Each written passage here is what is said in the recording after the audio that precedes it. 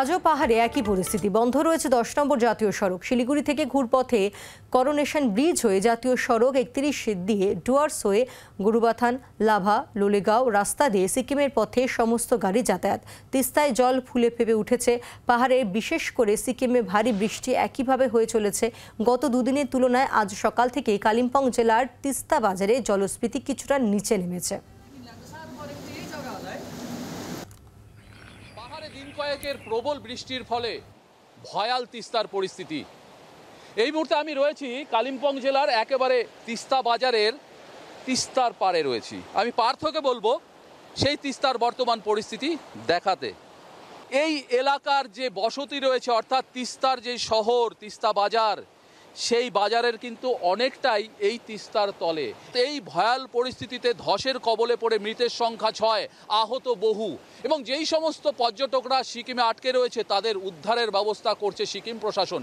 জাতীয় সড়ক 10, কারণ এই 10-এর কালিম্পংগামী জাতীয় সড়ক 10 সেখান থেকে সিকিমে যাচ্ছে, এই লাইফ লাইন কিন্তু প্রশাসনের তরফ থেকে বন্ধ রাখা হয়েছে। তার কারণ হিসেবে বেশ কিছু জায়গায় ধসে মেন জাতীয় সড়ক বেশ কিছু জায়গায় বসে গেছে, যার জন্য কোনো রকম ঝুঁকি নিতে চাইছে না প্রশাসন, যার ফলে কিন্তু বন্ধ রয়েছে সিকিমগামী লাইফ লাইন, অর্থাৎ শিলিগুড়ি থেকে সিকিমগামী লাইফ লাইন জাতীয় সড়ক 10।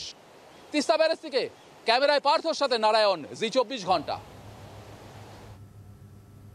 অপেক্ষার অবসান। দক্ষিণবঙ্গে বর্ষা মঙ্গলে সুসংবাদ। উত্তরে আজও ভারী বৃষ্টি এবং অতি ভারীও বৃষ্টি হতে পারে। দক্ষিণের প্রায় সব জেলায় প্রাক বর্ষার বৃষ্টি বাড়বে। 21 তারিখ পর্যন্ত দক্ষিণবঙ্গে বর্ষা কিছুটা দুর্বল থাকবে। উত্তরবঙ্গে অতি বৃষ্টিতে দুর্ভোগ অব্যাহত। আরও 5 দিন প্রবল বৃষ্টি ও দুর্যোগ চলবে। অয়ন ঘোষাল রয়েছেন টেলিফোনের প্রতিনিধি। অয়ন, দক্ষিণবঙ্গের জন্য অবশেষে সুসংবাদ মিলল। একেবারেই বর্ষার আগমন দক্ষিণবঙ্গের জন্য সুসংবাদ, কিন্তু লাগাতার ভারী থেকে অতি ভারী বৃষ্টি এই পূর্বাভাস উত্তরবঙ্গের জন্য আশঙ্কা। সব মিলিয়ে এই বঙ্গে দুরকম আবহাওয়া ইতিমধ্যে চলছে। এই মুহূর্তে দক্ষিণবঙ্গ খটখটে শুকনো, খুব সামান্য কিছু বৃষ্টি কোনো কোনো জেলাতে আঞ্চলিক স্তরে হচ্ছে, তাতে একেবারেই স্বস্তি মিলছে না, বরং বৃষ্টি কমার পরে যেন আর্দ্র বা ঘর্মাক্ত অস্বস্তির দ্বিগুণ হয়ে যাচ্ছে। এবং এটার স্থায়ী অবসান বা সমাধান হচ্ছে মৌসুমী বায়ু অর্থাৎ বর্ষার বৃষ্টি, যে বৃষ্টি 18 বা 19 তারিখ থেকে শুরু হতে চলেছে দক্ষিণবঙ্গে। তবে 22 তারিখ পর্যন্ত দক্ষিণবঙ্গে খুব আহামরি বৃষ্টিপাতের পূর্বাভাস নেই। 23 তারিখ থেকে 5 তারিখ পর্যন্ত দক্ষিণবঙ্গে অনেকটা বৃষ্টি হয়।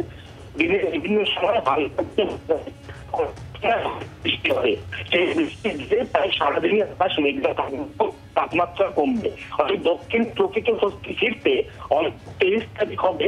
মৌসুমী বায়ু 18 তারিখের মধ্যে ঢুকলেও কিন্তু তৎক্ষণাৎ যে পরিস্থিতির আমূল পরিবর্তন হবে এমন পূর্বাভাস কিন্তু দেওয়া হচ্ছে না।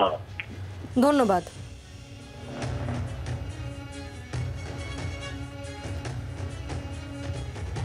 অপেক্ষার অবসান। দক্ষিণবঙ্গে বর্ষা মঙ্গলে সুসংবাদ।